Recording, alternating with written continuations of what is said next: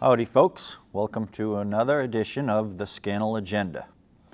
Today's date is January 5th, 2016. Happy New Year. And the show title for today is New England World's Fair 2034. It's a new project for me. I love it when I get a new project. Gets me all excited. And this is one of those types of projects that is something I can use as kind of a basket, a bushel basket to put all my other projects, most of my other projects that are of any importance at all, into this basket. Okay, so the World's Fair, New England World's Fair 2034 will be quite an event. And we can use some of the other World's Fairs as models, but this will be different in that it's not like a Seattle World's Fair where Seattle's just one city. This is multiple states, cities, and I would say inclusive of New York State and Canada, upwards and so forth of New England and New York in that region. So it's a Northeast USA, Canada, the Maritimes. The reason for doing that would be the monorail system would be exposed, I guess, if that's a word, on the in the World's Fair, to give us a good excuse to really push the envelope, as they say. And I have Hyannis designed as the capital for the World's Fair of New England. Now, also, let's look at some of the advantages. We have Otis Air Force Base, otherwise known as Joint Base Cape Cod now.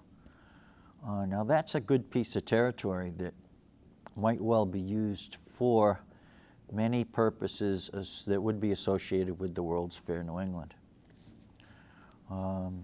Probably the biggest project would be the, I hate to keep calling it the tripe system because no one likes that, but you could call it the Tuesday system, or Tuesday would stand for Transit Utility Energy System.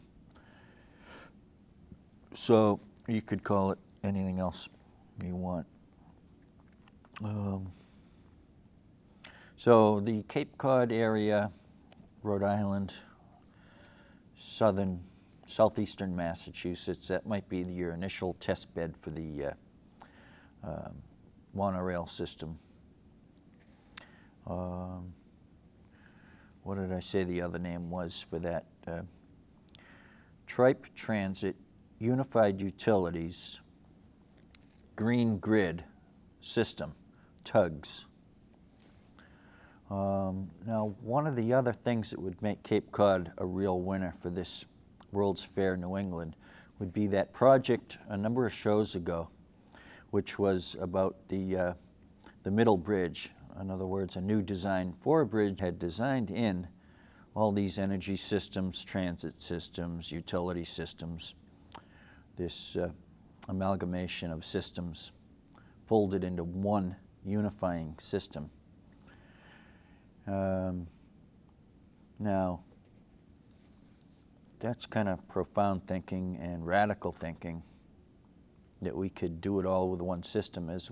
Most people have always said, well, there is no silver bullet for the energy crisis. Well, I was never one to sign my name to that, because I was always looking for that brass ring or that silver bullet, something that would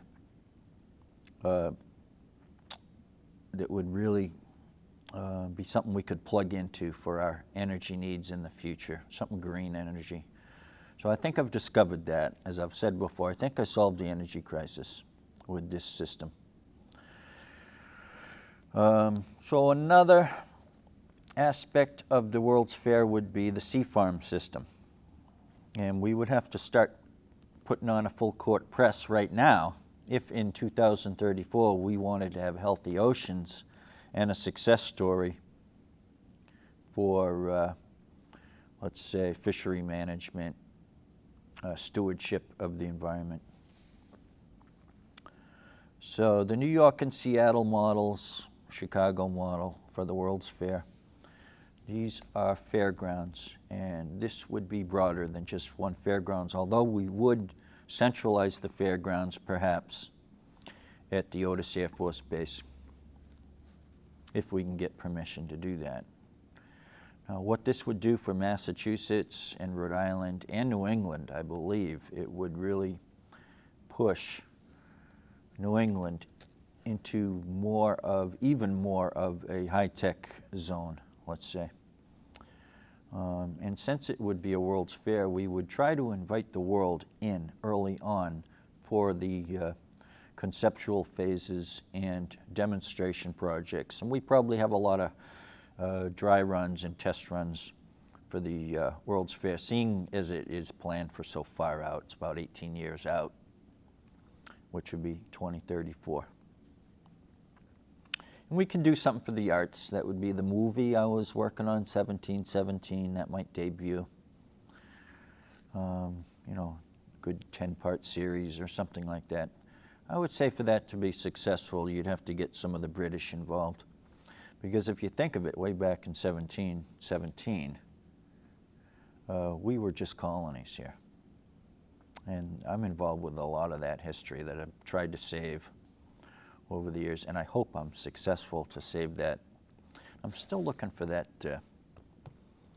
write-up, which was a 1954 write-up of the Stojack and Cabral case. And I think once you read that, maybe I can get that reprinted for the Cape Cod Times, you'll realize how I felt when I first read that. I said, oh my God, look at that, wow. You know, that's huge. That's a huge piece of history there. So that was what that battle was centered on.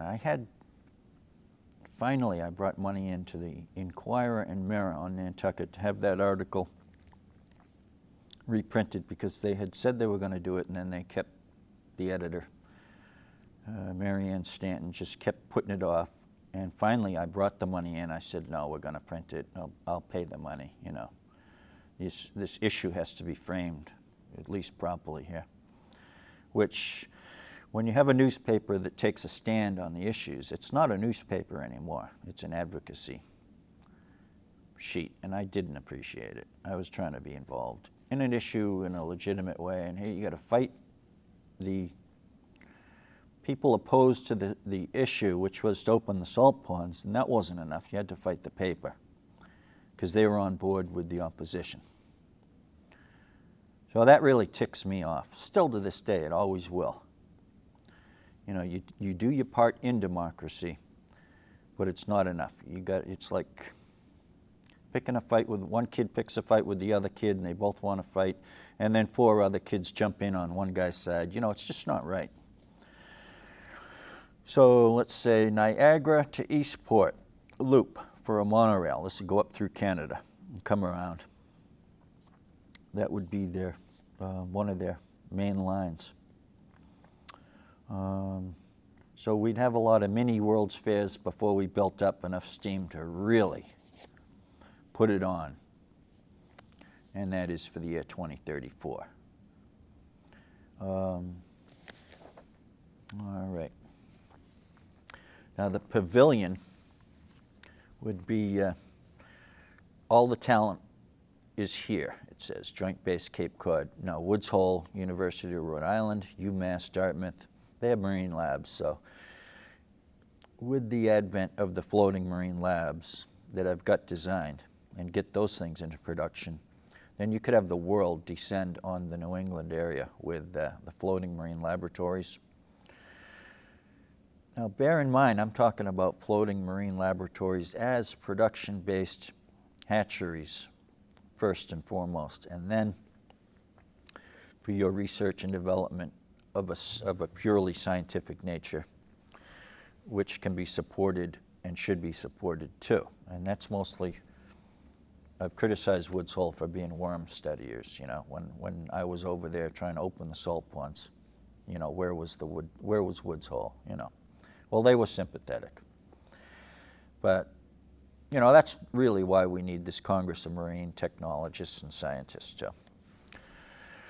3 new aquaculture factory ships that would handle the presidential scallop hotels. This is, let's say if there are different phases in aquaculture, public aquaculture. You've got your hatchery phase, and then you've got your nursery phase. Now with your hatchery, you're trying to move the animals out pretty quickly and get them into the ocean as quick as you can, pretty much, generally. And then you've got your presidential scallop hotels for the shellfish and finfish, etc. And that I did another show on that earlier. So these would be pretty big operations that would be directed towards your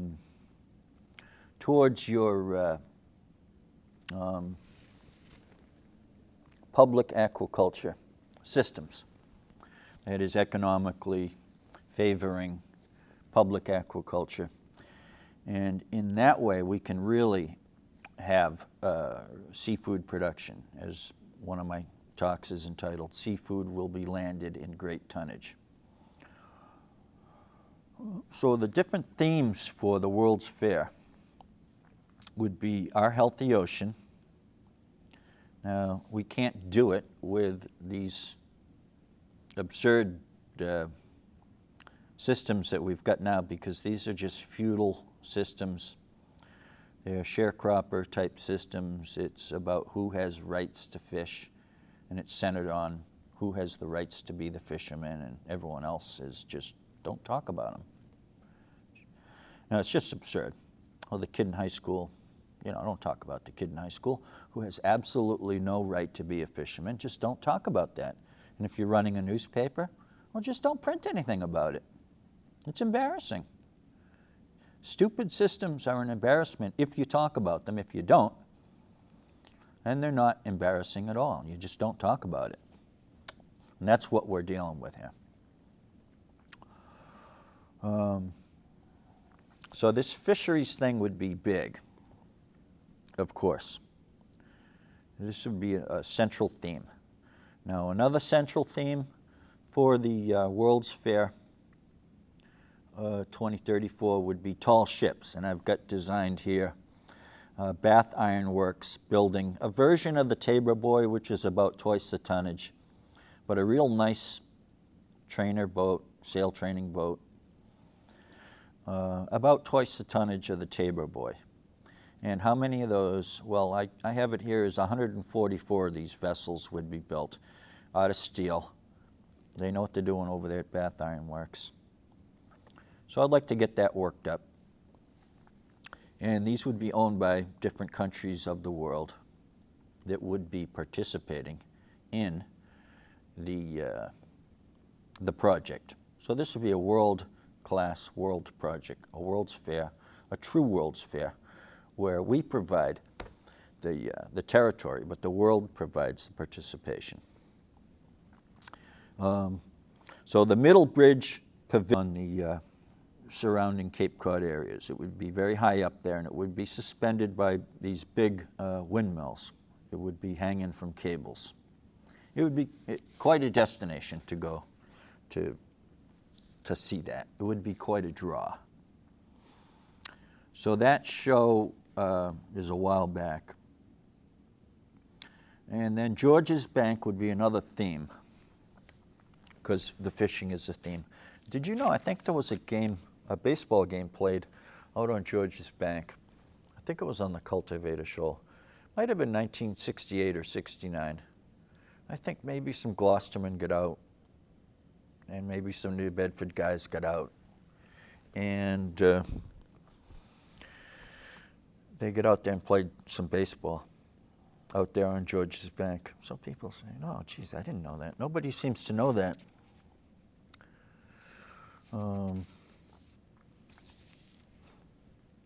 So, what am I getting at? Oh, yeah. I have designed here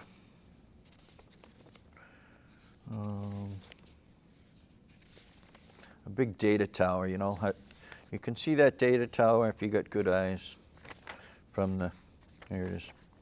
So this is a 4,000 foot tall data tower. And I use a lot of the parts from the Georges Bank Mega Mill. But that would be a destination. And it's a huge thing here. It's a hexagonal shape. And it's probably about 2,500 feet wide at its base. And then if you go wider, the cables will come down and there'll be the tire reefs and et cetera. That'll be right on the Georges Bank there. I don't know if that would have anything to do with the fact that China is planting islands right now. Very disturbing, very bold, as they say. So the data tower would be used for base jumping. You could jump off the top. You could jump off the top. I'm too old.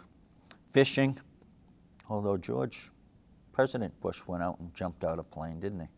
But he's the veteran, not me. Fishing, camping, go out there and camp. Military uses, Coast Guard uses also. So that would give us a good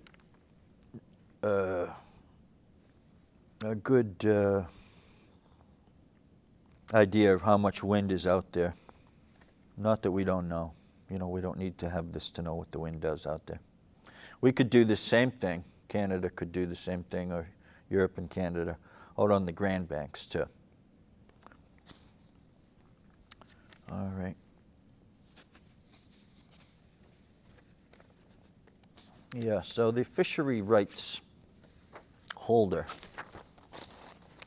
There's a lot. There's one thing that's got to go if this thing is going to be successful in 2034, and that is this business of protecting the fishery class rights holders.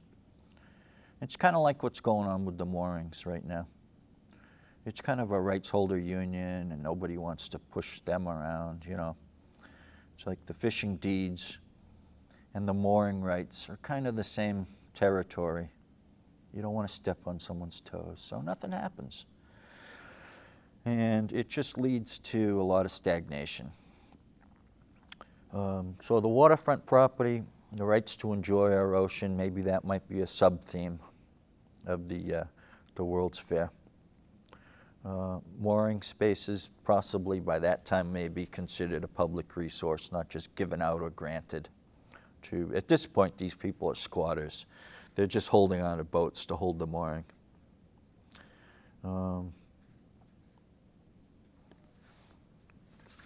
It's part of the Commonwealth, basically, that you don't want to see tied up.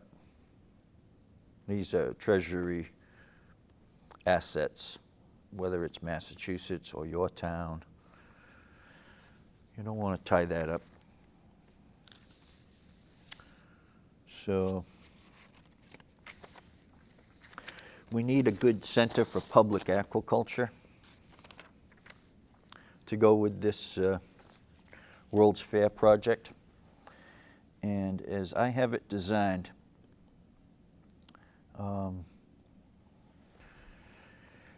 first of all, we learn basic math and economics. So if and when we believe and receive the basic math and economics, then we can move forward with this Center for Public Aquaculture. And unless and until we learn the basic math and the economics of public resource management, then we really can't move forward. And then we're still on that. Oh, what do the fishermen want to do? Yeah, it's pathetic. I believe it's the most pathetic thing on Cape Cod. Codfish are gone, and we still have. So a new campus for Cape Cod Community College with dorms would go along with this, or in addition to the campus. You know, if you want to keep that as the core, the original as the core, and then build out, and then be inclusive, hopefully, of UMass and other universities worldwide, could have some space there. That'd be awesome. That'd be right here on the Cape, built out from the Cape Cod Community College. Because all these marine technology programs, you know, with the sail training and the captain's courses, if you had such a thing right now, you'd be bringing up kids for the future with nothing for the kids to do, because you've got it all tied up with the rights holder and what do the fishermen want to do? And we're not moving anywhere. We're stagnating. So that's big. Marine technologies programs for the kids. You know, you could build Illyrians, 26-foot original Illyrian, 52-foot, 104-footer for the sail training. These would be the wooden boats, which are beautiful boats, not of my design. These are Herreshoff boats that I would propose that we build for the sail training courses, so that your kids in high school and college, especially college, can run charters and take people out sailing and fishing. At least we need a dozen floating marine labs, though, for this whole thing to work, and at least a few aquaculture factory ships to be driving the public resource production for fisheries. Oh, the other thing I have here is fishing donuts. I've got this design for like a floating donut, and that would that'd be a place where people can go and kids can go. You know, it might be 300 feet across, and you can go and you can fish in the middle of the donut or out on the edges.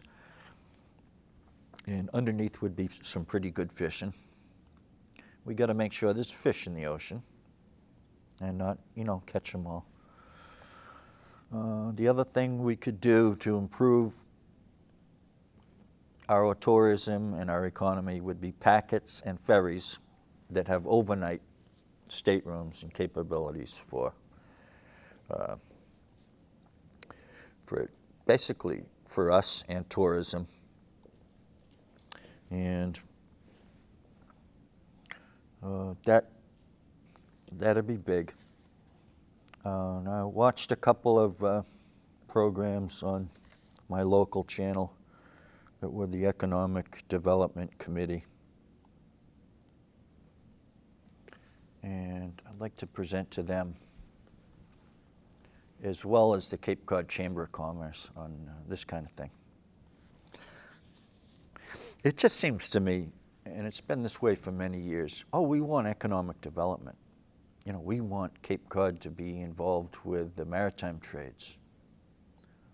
Okay, how bad do you want it? Do you want to disappoint anybody? Oh no, we don't want to disappoint anyone. No, no, no. Okay, forget it. Forget it. You gotta break a few eggs if you want to make an omelet. And there's a lot of rights holders that have to be told that they cannot own public resource rights. Now, you can go out and rent by the pound your fishing rights, and you can rent your mooring location, etc. But to own that as a deed, that, as a matter of fact, is one of the biggest stumbling blocks.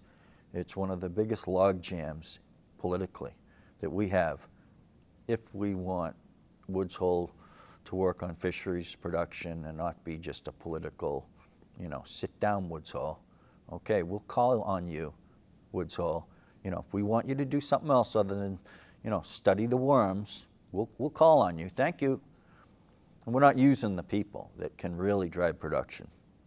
There's Congress of Marine Scientists and aquaculture technicians, etc.